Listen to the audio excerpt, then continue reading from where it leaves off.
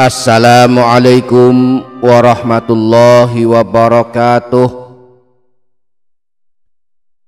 Bismillahirrahmanirrahim. Alhamdulillahi rabbil alamin. Allahumma sholli ala sayyidina Muhammad wa ala ali sayyidina Muhammad. Amma ba'du.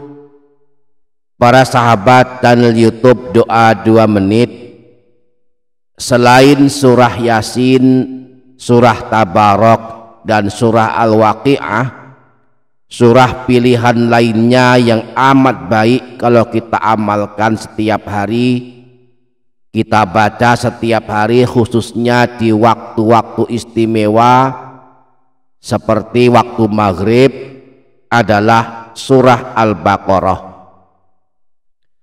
Surah Al-Baqarah adalah surah kedua di dalam mushaf Al-Quran, terletak setelah surah Al-Fatihah dan sebelum surah Ali Imran. Termasuk surah Madaniyah, yakni surah yang turun kepada Rasulullah saat beliau telah hijrah ke kota Madinah. Surah ini terdiri dari 286 ayat, 6.221 kata, dan 25.500 huruf. Dinamai Al-Baqarah yang artinya sapi betina, sebab di dalam surah ini terdapat kisah penyembelihan sapi betina yang diperintahkan Allah kepada Bani Israel pada ayat 67 hingga 74. Nah, surah ini adalah surah terpanjang dalam Al-Quran. Jumlah ayatnya 286 dan kurang lebih ada 2 juz setengah. Surah Al-Baqarah termasuk surah pilihan di mana Rasulullah menganjurkan kita membacanya di rumah kita. Setidaknya ada 3 keutamaan mengamalkan atau membaca surah Al-Baqarah di rumah kita. Pertama, jika kita membaca surah Al-Baqarah di rumah kita, maka rumah kita akan aman dari gangguan setan, sebab setan tidak masuk ke dalam rumah kita. Imam Al-Hakim meriwayatkan hadis bahwa Rasulullah SAW pernah bersabda, Iqra'u surat Al-Baqarah fi buyutikum fa inna syaitana la yadkhulu baitan yuqra'u fihi suratul Baqarah.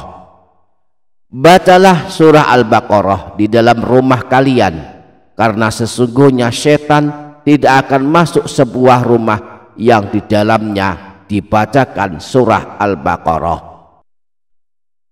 Yang kedua, jika di dalam rumah kita ada setannya, maka setan akan keluar lari dari rumah yang di dalamnya dibacakan surah Al-Baqarah.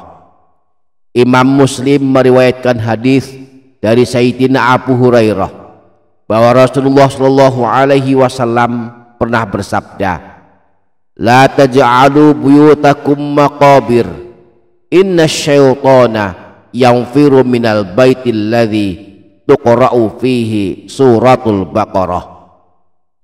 Jangan jadikan rumah kalian seperti kuburan, sesungguhnya setan akan lari keluar dari rumah yang di dalamnya dibacakan surah Al-Baqarah.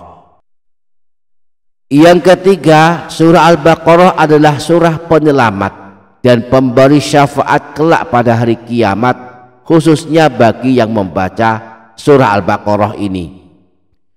Imam Muslim meriwayatkan hadis dari Sayyidina Abu Umamah bahwa Rasulullah SAW pernah bersabda, bacalah Al-Quran, karena pada hari kiamat Al-Quran akan datang memberikan pertolongan kepada orang yang membacanya.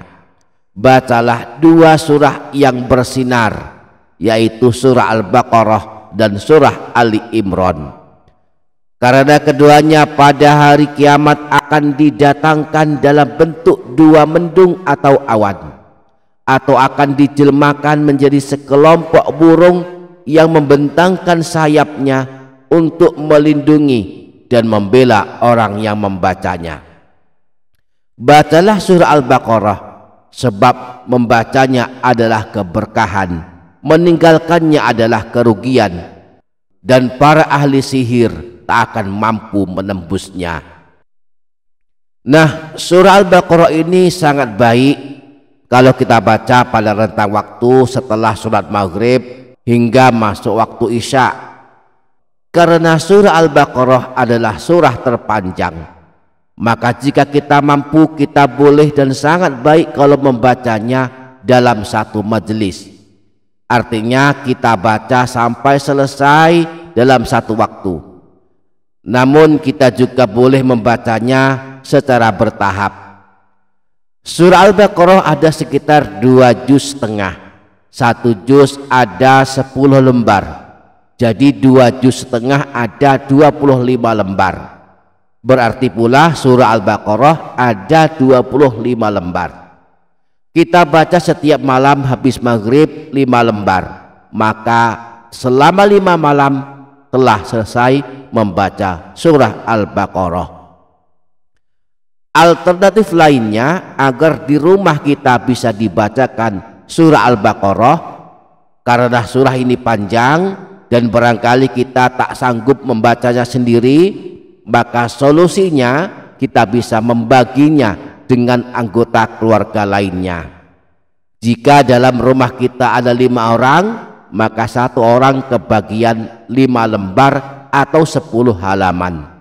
Insya Allah kalau dibaca habis maghrib sampai isya secara berjamaah, yakni bersama-sama, bisa selesai dan khatam surah Al-Baqarah.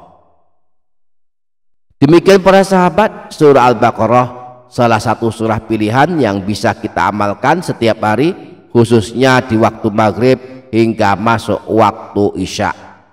Semoga kita dapat mengamalkannya, amin ya rabbal alamin. Demikian para sahabat, semoga dapat difaham dan dapat diamalkan, semoga bermanfaat.